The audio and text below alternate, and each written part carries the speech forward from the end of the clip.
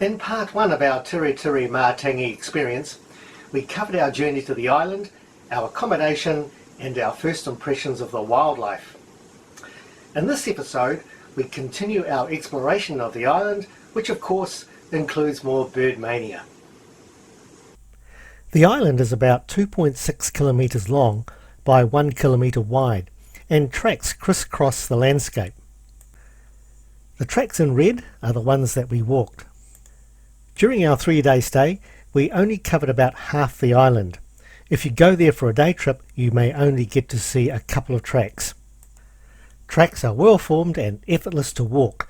In fact, I walked the entire 3 days in flip-flops, also known as jandals or thongs. So to go bird watching tonight, we've put we are putting some red cellophane over our torches so that we don't upset the penguins and kiwis. Yeah. So exciting. And oh, I have the mother of all torches. What did you do? Very clever. This has been know. what happens when you're an engineer. See, look at that. Isn't that beautiful? You can't actually see, this doesn't show that it's shining red light. Oh, now I can see it's red light. When you turn it off, I can see it's red. Yeah, if I stand back here, maybe. No, it still looks white. And here, I can see it with my naked eye. But anyway, tell us what you've done. Oh, okay. So I actually put the red cellophane on the inside of the torch. That's a good idea. Yeah, That's a really good idea. Yeah, you watch. I'll shine it on there. Look at that. Yeah, yeah. It's red. I can see it works. It's not very bright. Not very bright. Look at that. I think mine look is at that. brighter. Oh, yeah, that does look bright. This is another trick we used to play as kids. Yeah. Do I look scary? You look red. After an early dinner, we decided to head down to Tiritiri Wharf to try our luck at penguin spotting. About 27 sea or shorebirds frequent the island, including the southern black-backed gull and the oyster catcher.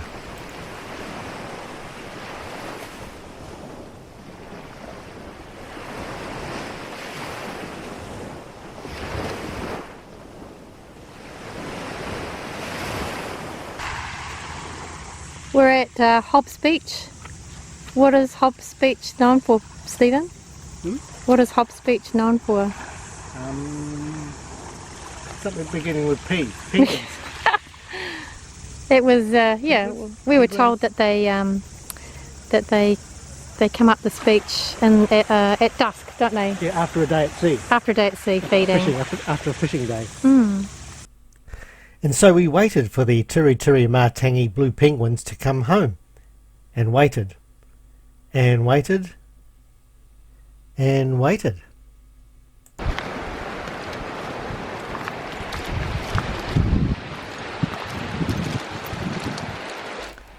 This is the molting season for penguins, where they stay on shore for 2 to 3 weeks without eating.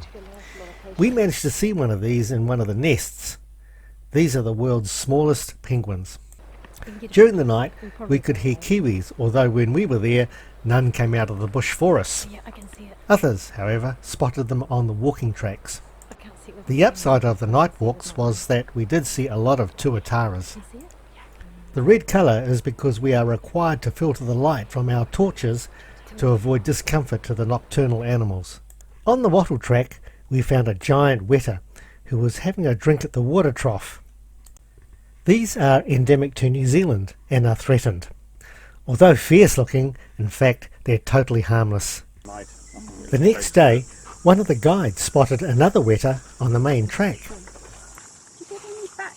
As it turned out, we were lucky enough to see even more. We got to bed around midnight, but we're up at 5:30 a.m. in the morning for the island's dawn chorus.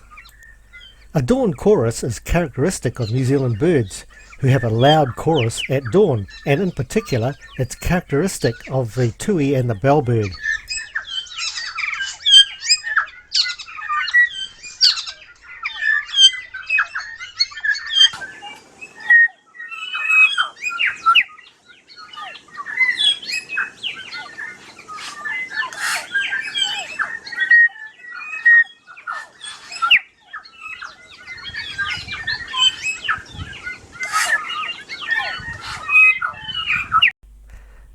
After the dawn chorus, our guide Vic took us on a guided tour of the Karawau track.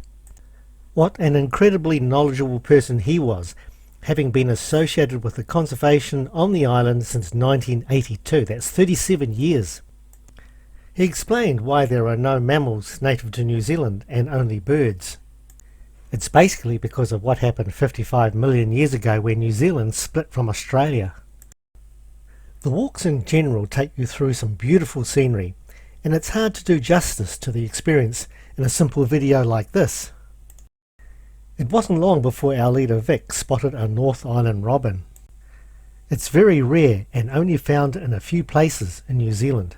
The female is slightly lighter in colour, and she's the one that builds the nest. Minutes later, we came across the saddleback. The North Island bird and the South Island bird were both extinct from both North and South Island and all the offshore islands except for one island called Hen Island, where these North Island birds managed to survive. Here's a tieke in Maori, or a North Island saddleback.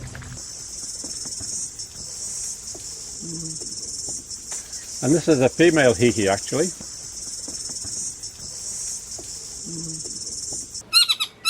What's the matter? Oh, he's chatting with another one. Yeah. Right in front of us, saddleback. Ah, that's incredible.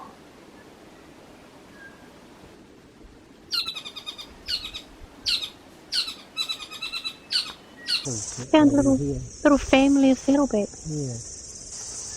Yeah. Yeah, I reckon that's the man, daddy. His daddy looking after his family. Vic also gave us a rundown on the New Zealand Pahutakawa tree. He knows at least 900 years old. So it's possible that that tree started to grow before any human beings arrived in New Zealand. But there's a great deal of arguments about when the first people arrived in New Zealand. On the Karawau track is also the Tiritiri tree, endemic to this country. But they couldn't split it with axes and wedges and things. And so what they used to do is drill holes into it and then put dynamite in and blast it apart to get it to split. The holes and then little weep marks where them holes are up and down the trunk. And that's actually made by a moth caterpillar. That this tiny little caterpillar comes out of a tiny little egg. We think it eats mycelium first, of fungi, then it climbs into this tree and it has hard mandibles made of keratin and eats its way into the tree. And it ends up in a gallery, which is probably, put my finger around that way, about this length of my finger, and the grub ends up as thick as my finger. It stays there for 7 years, then it pupates into a big green 4-inch 100mm moth. They have no mouth parts, and they can't eat, they can't drink. Their only reason to be alive and flying around is to find a mate and mate, because as soon as the male is mated, his duties are finished and he just dies, so that's him finished. But the female lives for a few more days while she lays her eggs around the forest. It's not a lifestyle. Our tour ended with a walk up to the lighthouse and coffee shop, where we could enjoy panoramic views of the Gulf Harbour. We continued our remaining 2 days exploring more of the island.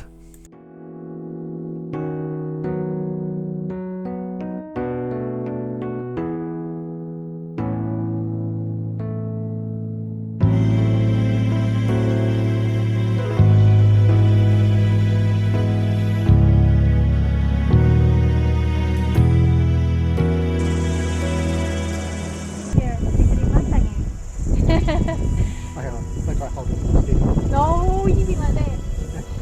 No, I promise.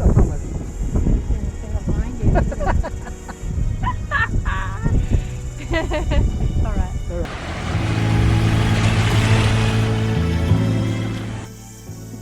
The small brown quail was introduced to New Zealand from Australia in 1860. They can fly, but reluctantly.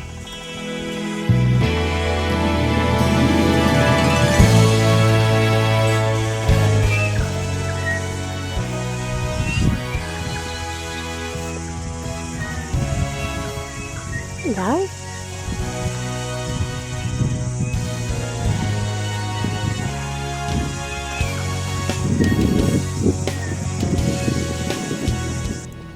The kereroo is the largest pigeon in New Zealand and the 5th largest in the world. It's endemic, not threatened, and lives for up to 10 years, and we saw lots of them.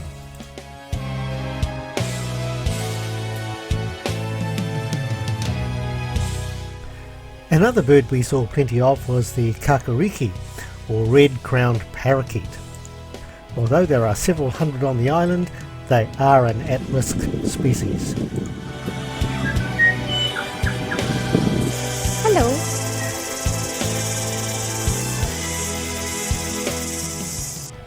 The pea waka waka, or fantail, weighs in at only 8 grams. The tui is the dominant honey eater in New Zealand. It's aggressive and pugnacious. They're endemic, abundant and not threatened, and the population is growing.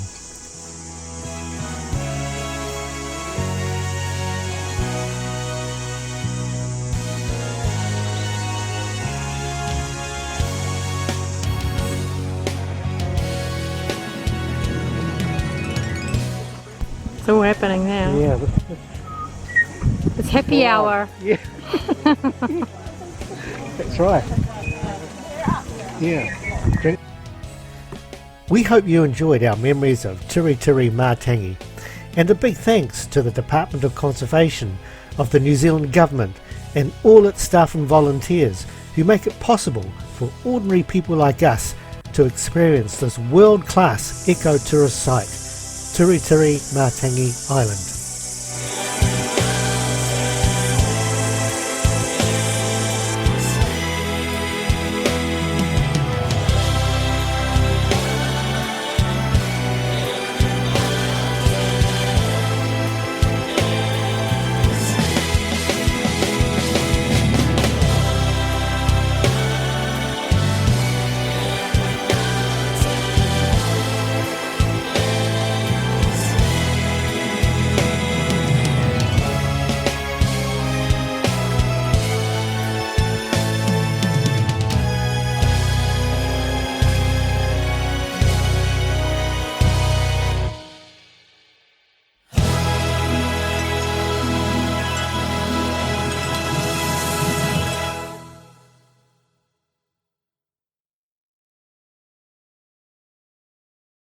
Now this is not Photoshop.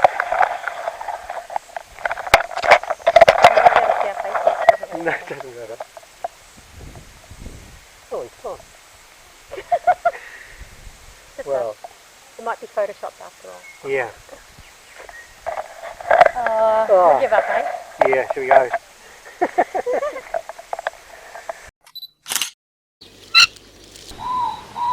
Oh yeah. Yeah. We should speak in a low voice. It was warming up.